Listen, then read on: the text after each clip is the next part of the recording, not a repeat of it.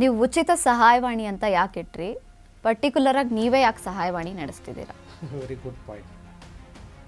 ಈಗ real estate ಮಾಡೋರು ಆದಾಯ ಮಾಡ್ತಗೊಳ್ತಾರೆ, ಕಂಪ್ನಿ ಮಾಡ್ತಿರೋರು, ಕಂಪ್ನಿಗಳು ನಡೆಸ್ತಿರೋರು ಅವರ ಆದಾಯಕ್ಕೋಸ್ಕರ ಮಾಡ್ತಾರೆ.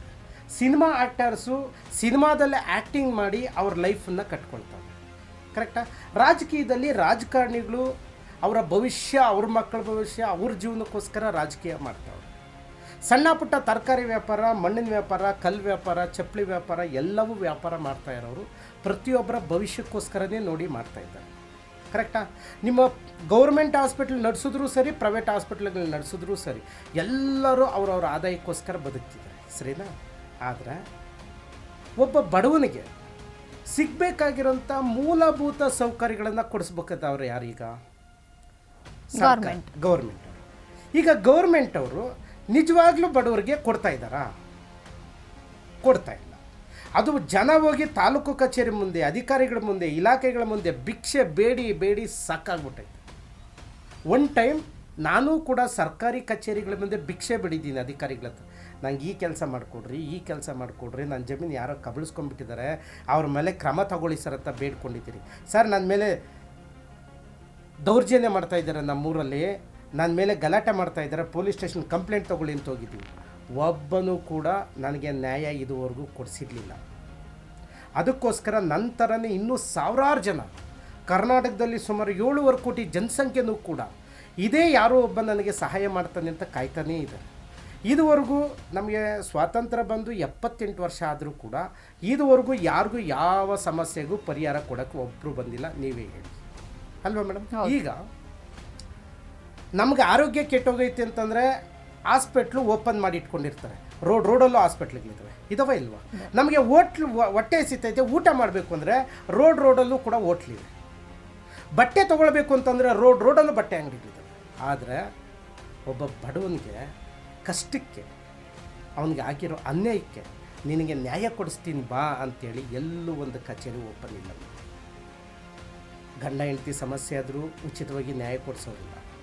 ಆಸ್ತಿ ಏನಾದರೂ ಕಬಳಿಸ್ಕೊಂಡಿದ್ರೆ, ಕಳ್ಳರು ಕಬಳಿಸ್ಕೊಂಡಿದ್ರೆ ಇದಕ್ಕೆ ನಂಗೆ ನ್ಯಾಯ ಕೊಡಿಸ್ರಿ ಅಂತ ಬೇಡ್ಕೊಂಡ್ರೂ ಕೂಡ ನ್ಯಾಯ ಕೊಡೋರಿಲ್ಲ. ಪೊಲೀಸ್ ಸ್ಟೇಷನ್ಗೆ ಹೋಗಿ ಸರ್ ನನ್ನ ಆಸ್ತಿನ ಕಬಳಿಸ್ಕೊಂಡ್ರು, ಅಥವಾ ನನ್ನ ಮೇಲೆ ಇವರು ದೌರ್ಜನ್ಯ ಮಾಡ್ತವ್ರೆ, ಅಥವಾ ನನ್ನ ಮನೆಯಲ್ಲಿ ತುಂಬ ಸಮಸ್ಯೆಗಳಾಗ್ತಾಯಿದೆ, ಬನ್ನಿ ಸರ್ ನ್ಯಾಯ ಕೊಡಿಸಿ ಅಂತಂದರೂ ನ್ಯಾಯ ಕೊಡಿಸೋರಿಲ್ಲ. ಪ್ರತಿ ಊರಲ್ಲೂ ಅಕ್ರಮ ಮದ್ಯ ಮಾರಾಟ ನಡೀತಾ ಇದ್ದರೂ ಕೂಡ ಅದನ್ನು ನಿಲ್ಲಿಸಬೇಕು ಅಂತ ಯಾರಿಗೂ ಪರಿಜ್ಞಾನ ಇಲ್ಲ. ಅಂತ ನಿಲ್ಲಿಸಿ ಅಂತ ಪೊಲೀಸ್ ಸ್ಟೇಷನ್ಗೆ ಹೋದರೂ ಕೂಡ ಯಾರೂ ನಿಲ್ಲಿಸ್ತಾ ಇಲ್ಲ. ಪ್ರತಿ ಹಳ್ಳಿಯಲ್ಲೂ ಗೌರ್ಮೆಂಟ್ ಸ್ಕೂಲುಗಳು ಹದಗೆಟ್ಟೋಗ್ತಾ ಇದ್ದಾವೆ. ಗೌರ್ಮೆಂಟ್ ಸ್ಕೂಲ್ಗೆ ಹೋಗುವಂಥ ಮಕ್ಕಳಿಗೆ ಕಿತ್ತೋಗಿರೋ ಚಪ್ಪಲಿ, ಅರ್ಧೋಗಿರೋ ಬಟ್ಟೆ ಇದೆ. ಆ ಮಕ್ಕಳಿಗೆ ನಮ್ಮೂರು ಸ್ಕೂಲ್ ಮಕ್ಕಳಿಗೆ ಬಟ್ಟೆ ಕೊಡ್ಸೋಣಪ್ಪ, ಒಳ್ಳೆ ಚಪ್ಪಲಿ ಕೊಡ್ಸೋಣ ಅಂತ ಅನ್ನೋದಕ್ಕೆ ಯಾರೂ ಇಲ್ಲ. ನಮ್ಮೂರ ಪಕ್ಕದಲ್ಲೇ, ನಮ್ಮ ಮನೆ ಪಕ್ಕದಲ್ಲೇ ಚರಂಡಿ ಕಿತ್ತೋಗಿರುತ್ತೆ.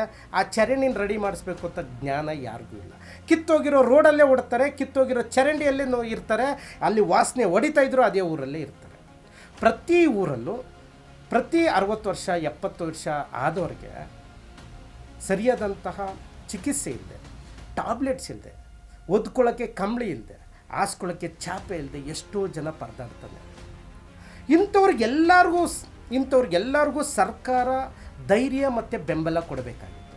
ಆದರೆ ಎಲ್ಲವೂ ಮಾರ್ಕೆಟಿಂಗ್, ಎಲ್ಲವೂ ಅವ್ರವ್ರ ಲೈಫು, ಎಲ್ಲರೂ ಅವರ ಐಷಾರಾಮಿ ಜೀವನಕ್ಕೋಸ್ಕರ ಬದುಕ್ತಾ ಇದ್ದಾರೆ.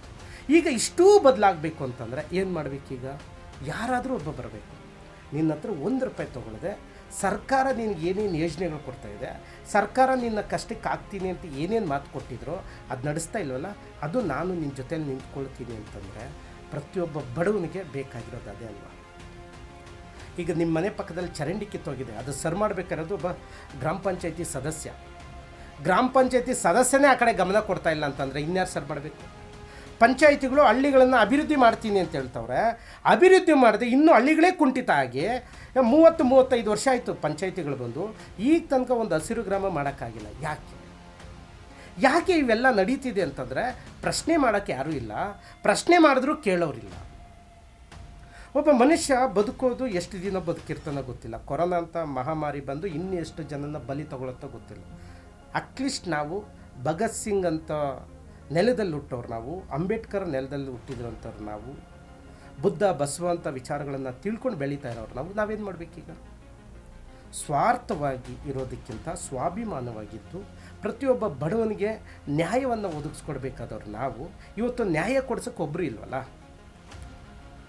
ಯಾವುದಾದ್ರೂ ಒಬ್ಬ ಅಜ್ಜಿಗೆ ಪಿನ್ಷನ್ ಬರ್ತಾ ಇಲ್ಲ ಅಂತಂದರೆ 500 ರೂಪಾಯಿ ಕೊಡು ಪಿನ್ಷನ್ ಮಾಡಿಕೊಡ್ತೀನಿ ಅಂತಾರೆ. ಒಬ್ಬ ಯುವಕನಿಗೆ 2 ವೀಲರೋ 4 ವೀಲರೋ ಆಟೋದೋ ಲೈಸೆನ್ಸ್ ಮಾಡಿಕೊಡು ಅಂತಂದರೆ ಲೈಸೆನ್ಸ್ಗೆ 3,000 ಕೊಡು ಅಂತ ಕೇಳ್ತಾರೆ. ಸರ್ ನಮ್ಮ ಮನೆಗೆ ಅಕ್ಕಪತ್ರ ಇಲ್ಲ ಸರ್, ನನಗೊಂದು ಸೈಟ್ ಇಲ್ಲ ಸರ್, ನನಗೇನಾದರೂ ಮಾಡಿಕೊಡಿ ಅಂತ ಹೋದರೆ 50,000 ಕೊಡು, ಲಕ್ಷ ಕೊಡು ಅಂತ ಕೇಳ್ತಾರೆ. ಇಲ್ಲಿ ಮಧ್ಯವರ್ತಿಗಳು ಅತಿ ಹೆಚ್ಚು ಹೋಗ್ತಿದ್ದಾಗ ಮತ್ತು ಬಡಪಾಯಿಗಳು ಎಲ್ಲಿ ಹೋಗ್ಬೇಕು? ಮತ್ತು ಎಲ್ಲ ಸರ್ಕಾರದವರು ನಾವು ನಿಮ್ಮ ಪರ ಇದ್ದೀರಿ, ಬಡವ್ರ ಪರ ಇದ್ದೀರಿ, ನಿಮಗೆ ನ್ಯಾಯ ಕೊಡಿಸ್ತೀನಿ ಅಂತ ಹೇಳ್ತಾರಲ್ಲ, ಇದುವರೆಗೂ ಎಷ್ಟು ಜನಕ್ಕೆ ನ್ಯಾಯ ಸಿಗ್ತಿದೆ ಅಂತ ಸರ್ಕಾರ ಯಾಕೆ ಗಮನಿಸ್ತಿಲ್ಲ? ಯೋಜನೆಗಳು, ಗ್ಯಾರಂಟಿ ಯೋಜನೆಗಳು ಬಿಟ್ಟವರಲ್ಲ, ಅಟ್ಲೀಸ್ಟ್ ನೀವು ಬಿಟ್ಟಿರೋದು ಚಂದ, ಬಟ್ ಯಾರಿಗೆ ತಲುಪ್ತಿದೆ ಅಂತ ಯಾಕೆ ನೀವು ಹುಡುಕ್ತಿಲ್ಲ? ಎಷ್ಟು ಜನ ಯೂಸ್ ಮಾಡ್ತಾವ್ರೆ, ಎಷ್ಟು ಜನಕ್ಕೆ ಯೂಸ್ ಆಗ್ತಾಯಿಲ್ಲ, ಎಷ್ಟು ಕಳ್ಳರು ತಿಂತಿದ್ದಾರೆ ಅಂತ ಯಾಕೆ ನೋಡ್ತಿಲ್ಲ? ಈ ವ್ಯವಸ್ಥೆಯಲ್ಲಿ ನಮಗೆ ಬೇಕಾಗಿರೋದು ಯಾರು ಕಷ್ಟದಲ್ಲಿದ್ದರೋ ಅವ್ರಿಗೆ ಕೈ ಹಿಡಿಬೇಕು. ಈಗ ನಾವು ನೊಂದವರ ಸಹಾಯವಾಣಿಗೆ ಓಪನ್ ಮಾಡಿದ್ದೀವಿ. ಇಡೀ ನಮ್ಮ ಕರ್ನಾಟಕದಲ್ಲಿ ಯಾವುದೇ ಒಬ್ಬ ವ್ಯಕ್ತಿ, ನೊಂದಂಥ ವ್ಯಕ್ತಿ, ಧ್ವನಿ ಇಲ್ದಿದ್ದಂಥವ್ರು, ಬಡತನದಲ್ಲಿದ್ದಂಥವ್ರು, ಯಾವುದೇ ಒಬ್ಬ ವ್ಯಕ್ತಿ ಸರ್ ನನಗೆ ನ್ಯಾಯ ಕೊಡಿಸಿ ಅಂತ ಬಂದರೆ 1 ರೂಪಾಯಿ ತೊಗೊಳ್ಳದೆ ನ್ಯಾಯ ಕೊಡ್ಸೋಕ್ಕೆ ನಾವು ಮುಂದೆ ಬಂದಿದ್ದೀವಿ. ನಮಗೆ ಬೇಕಾಗಿರೋದು ಬಡವನಿಗೆ ಸಿಗಬೇಕಾಗಿರೋಂಥ ಮೂಲಭೂತ ಯೋಜನೆಗಳು ಕೊಡಿಸ್ಬೇಕಾಗಿರೋದೇ ನಮ್ಮ ಕರ್ತವ್ಯ ಆಗಬೇಕು. ನನ್ನಿಂದ ಇಡೀ ಕರ್ನಾಟಕದಲ್ಲಿರುವಂಥ ಯುವಕರು ಎಚ್ಚೆತ್ಕೊಳ್ಬೇಕೀಗ. ಒಬ್ಬ ಖಾಸಗಿ ಸಹಾಯವಾಣಿ ನಡೆಸ್ತಿದ್ದಾನೆ, ಸರ್ಕಾರ ಮಾಡ್ತಿರೋಂಥ ಕೆಲಸ ಒಬ್ಬ ವ್ಯಕ್ತಿ ಮಾಡ್ತಾ ಇದ್ದಾನೆ, ಆ ವ್ಯಕ್ತಿ ಜೊತೆ ನಾವು ನಿಂತ್ಕೊಳ್ಬೇಕು ಅಂತ ಈಗ ಯುವಕರು ಎಚ್ಚೆತ್ಕೊಳ್ಬೇಕೀಗ. ಪ್ರತಿ ಮನೆಯವರು ಯೋಚನೆ ಮಾಡಬೇಕು, ಇದುವರೆಗೂ ನನಗೆ ಯಾರೂ ಉಚಿತವಾಗಿ ನ್ಯಾಯ ಕೊಡ್ತೀನಿ ಅಂತ ಬಂದಿಲ್ಲ, ಈ ವ್ಯಕ್ತಿ ಜೊತೆ, ಈ ಸಹಾಯವಾಣಿ ಜೊತೆ ನಾವು ನಿಂತ್ಕೊಳ್ಬೇಕು ಅಂತ ಹೇಳಬೇಕೀಗ. ಸರ್ಕಾರಿ ಹಾಸ್ಪಿಟ್ಲ್ಗಳಲ್ಲಿ ಉಚಿತವಾಗಿ ಸಿಗಬೇಕಾಗಿರೋಂಥ ಟ್ರೀಟ್ಮೆಂಟು ಇವತ್ತು ಪ್ರತಿಯೊಬ್ಬರ ಹತ್ರ 100 ರೂಪಾಯಿ, 200 ರೂಪಾಯಿ, 500 ರೂಪಾಯಿ ಕಿತ್ಕೊಳ್ತಾ ಇದ್ದಾರಲ್ಲ, ಇದನ್ನು ತಡಿಬೇಕು ಅಂತಂದರೆ ಸಹಾಯವಾಣಿ ಜೊತೆ ಕೈ ಜೋಡಿಸ್ಬೇಕು ಅನ್ಬೇಕು ಹುಡುಗರಿಗೆ.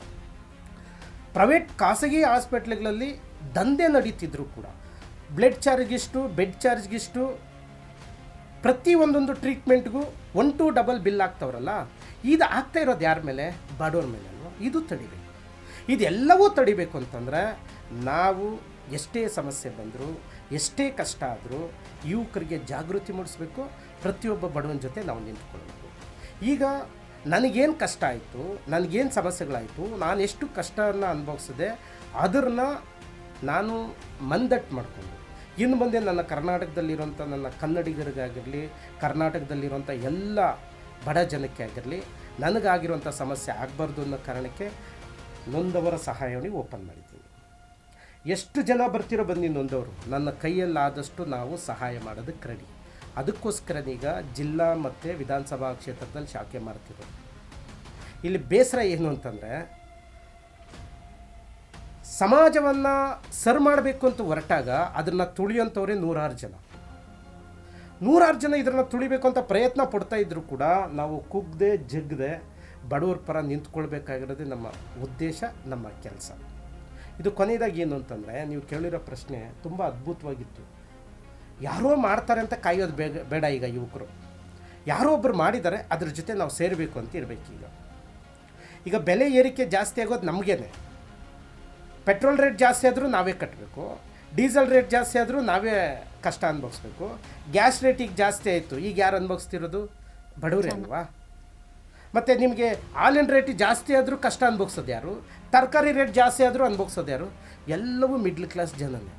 ಐಷಾರಾಮಿ ಜೀವನ ನಡೆಸೋರಿಗೆ 5,000 ಅಲ್ಲ 50,000 ಜಾಸ್ತಿ ಆದರೂ ಅವ್ರು ಕೇರ್ ಮಾಡಲ್ಲ. ಯಾಕಂದರೆ ಕೋಟಿಗಟ್ಟಲೆ ದುಡಿಯೋರವರು. ದಿನಕ್ಕೆ 100 ರೂಪಾಯಿ, 200 ರೂಪಾಯಿ, ತಿಂಗಳಿಗೆ 20,000, 30,000 ದುಡಿತಾರಲ್ಲ, ಅವರ ಪರಿಸ್ಥಿತಿನ ಯಾವಾಗ ನಮ್ಮ ರಾಜ್ಯ ಸರ್ಕಾರಗಳು, ರಾಜಕಾರಣಿಗಳು, ಸರ್ಕಾರಿ ಅಧಿಕಾರಿಗಳು ಅರ್ಥ ಮಾಡ್ಕೊಳ್ತಾರೋ ಆವತ್ತು ಇಂಥ ಸಹಾಯವಾಣಿಗಳು ಬರಲ್ಲ. ಅವ್ರು ಯಾವಾಗ ಅರ್ಥ ಮಾಡ್ಕೊಳ್ಳಲ್ವೋ ಆವಾಗ ಇಂಥ ಸಂಘಟನೆಗಳು, ಇಂಥ ಸಹಾಯವಾಣಿಗಳು ರೋಡಿಗೆ ಬರ್ತವೆ, ಜನಗಳ ಪರ ನಾವಿದ್ದೀವಿ ಅಂತ ಹೇಳ್ತಾರೆ. ಜನಗಳ ಜೊತೆ ನಿಂತ್ಕೊಳ್ಳೋಕ್ಕೋಸ್ಕರನೇ, ಜನಗಳಿಗೆ ನ್ಯಾಯ ಕೊಡಿಸ್ಬೇಕು ಅಂತಲೇ, ಜನಗಳಿಗೆ ಬೇಕಾಗಿರೋಂಥ ಮೂಲಭೂತ ಸೌಕರ್ಯಗಳು ಕೊಡಿಸ್ಬೇಕು ಅಂತಲೇ ಸಹಾಯವಾಣಿನ ತೆರೆದಿದ್ದೀರಿ. ಇದು ಎಂಥ ಸಮಸ್ಯೆಗಳು ಬಂದರೂ ಕೂಡ ಬಡವ್ರ ಜೊತೆ ನಾವು ನಿಂತ್ಕೊಳ್ಳೋಕೆ ರೆಡಿ ಇದ್ದೀರಿ. ಅದಕ್ಕೋಸ್ಕರ ನಾನೇ ಮಾಡಿದೆ. ಬೇರೆಯವ್ರನ್ನ ಯಾರು ಮಾಡ್ತಾರೋ ಬಿಡ್ತಾರೋ, ಬಟ್ ಸಹಾಯವಾಣಿ ಉಚಿತವಾಗಿ ಮಾಡಬೇಕು, ಮಾಡಿದ್ದೀನಿ ಮೇಡಮ್. ಪ್ರತಿ ಬಡವನಿಗೆ ನ್ಯಾಯ ಕೊಡಿಸ್ಬೇಕು, 100ಕ್ಕೆ 100 ಪಟ್ಟು ಬಡವನಿಗೆ ಪ್ರತಿಯೊಬ್ಬನಿಗೂ ನ್ಯಾಯ ಕೊಡಿಸ್ತೀನಿ. ಒಬ್ಬರ ಹತ್ರ 1 ರೂಪಾಯಿ ತೊಗೊಳ್ಳದೆ, ಪ್ರತಿ ಕಷ್ಟ ಅಂತ ಯಾರು ಕೇಳ್ಕೊಂಬರ್ತಾರೋ, ನನ್ನ ಸಹಾಯವಾಣಿ ಬಾಗಿಲು ತಟ್ತಾರೋ ಅವ್ರ ಜೊತೆ ನಾನು ನಿಂತ್ಕೊಳ್ತೀನಿ.